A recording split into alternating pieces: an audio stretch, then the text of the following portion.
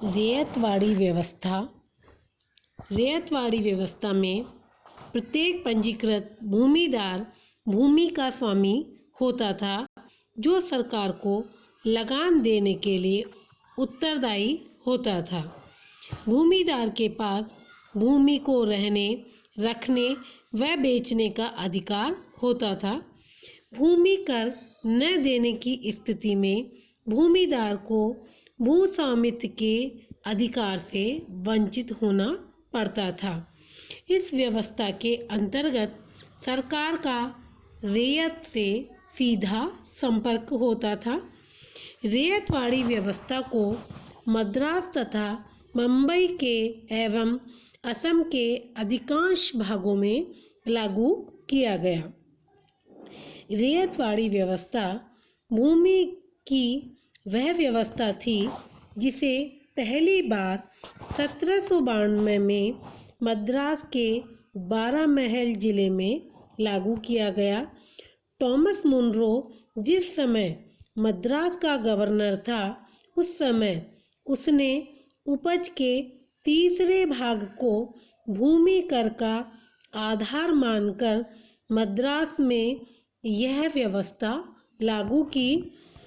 मद्रास में यह व्यवस्था 30 वर्षों तक रही।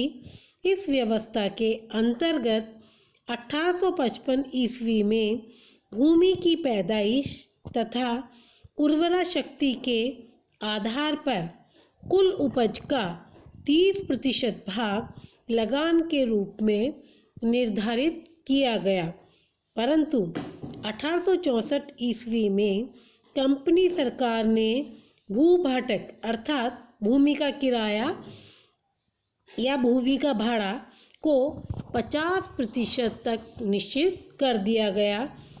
निसंदेह लगान की इतनी अधिक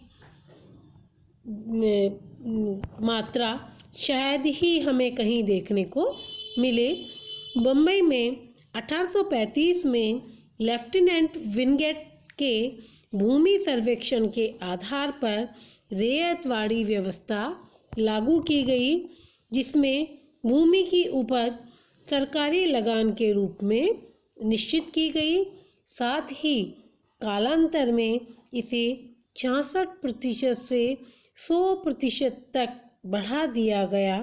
परिणाम स्वरूप दक्कन में 1879 में दक्कन कृषक राहत अधिनियम पारित करना पड़ा, क्योंकि लगान की इतनी अधिक मात्रा कृषक दे नहीं पाते थे और उन्हें लगान चुकाने के लिए साहूकारों से कर्जा लेना होता था, भूमि को रहन रखना होता था और कभी कभी सूखा या अत्यधिक बारिश की स्थिति में उनकी जब फसलें खराब हो जाती तो स्थिति बहुत ही भयाप्रद हो जाती और उन किसानों को और उनके परिवार को भूखे मरना भी पड़ता था। मुंबई की रैयतवाड़ी पद्धति अधिक लगान एवं लगान की अनिश्चितता जैसे दोषों से युक्त भी रही। किसानों को इस व्यवस्था में अधिक लगान लिए जाने के विरुद्ध न्यायालय में जाने की अनुमति भी नहीं दी गई। ईस्ट इंडिया कंपनी की भूमि कर की नई प्रणाली का परिणाम भारतीय अर्थव्यवस्था के लिए बड़ा ही भयानक रहा। धीरे धीरे भारतीय ग्रामीण अर्थव्यवस्था एवं भारतीय कृषि का रूप बदलने लगा और अब उत्पादन के ऐसे साधन लाए जाने लगे जिनमें धन की आवश्यकता अधिक थी और इसमें मुद्रा अर्थव्यवस्था एवं कृषि के वाणिज्यीकरण को प्रोत्साहन दिया गया। ऐसी फसलें बोई जाने लगी जिनसे अधिक धन वसूल किया जाए या उनका बाहर निर्यात किया जाए। यही कारण है कि हम देखते हैं कि अंग्रेज़ों के आगमन और अंग्रेज़ों की लगान संबंधी नीति के कारण ही भारत में 19वीं शताब्दी में बहुत से अकाल पड़े और 20वीं शताब्दी के प्रथम दशक में इन अकालों की भयावहता हमें बहुत अधिक दिखलाई पड़ती है।